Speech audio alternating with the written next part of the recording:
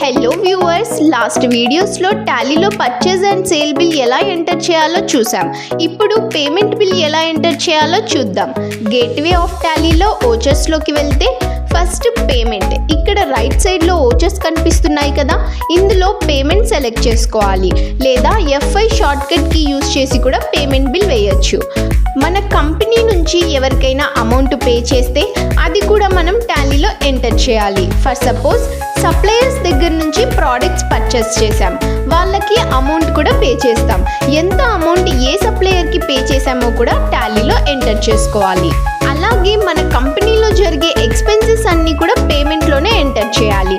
ఇప్పుడు ఎలా ఎంటర్ చేయాలో చూపిస్తానో చూడండి.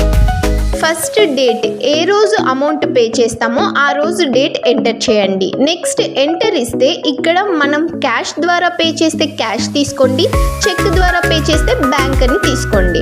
నెక్స్ట్ మనం ఎవరికి పే చేస్తున్నామో వాళ్ళ నేమ్ సెలెక్ట్ చేసుకోవాలి. ఫర్ సపోజ్ ఆరిఫ్ సప్లయర్స్ అంటే వీళ్ళ దగ్గర నుంచి నేను ప్రోడక్ట్స్ కొన్నాను, సో వాళ్ళకి ఇప్పుడు అమౌంట్ పే చేస్తున్నా కాబట్టి పేమెంట్లో ఇలా ఎంటర్ చేసుకోవాలి.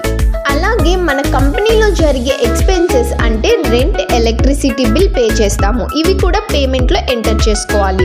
డేట్ ఎంటర్ చేసి క్యాష్ అయితే క్యాష్, చెక్ అయితే బ్యాంక్ అని తీసుకొని ఇక్కడ రెంట్ సెలెక్ట్ చేసుకున్న తర్వాత ఎంత అమౌంట్ పే చేసామో ఆ అమౌంట్ ఎంటర్ చేయండి.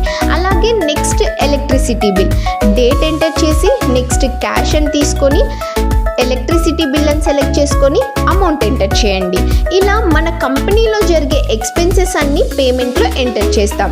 నెక్స్ట్ వీడియోస్లో మన కంపెనీకి వచ్చే ఇన్కమ్స్ అన్నీ ఎలా ఎంటర్ చేసుకోవాలో చూద్దాం.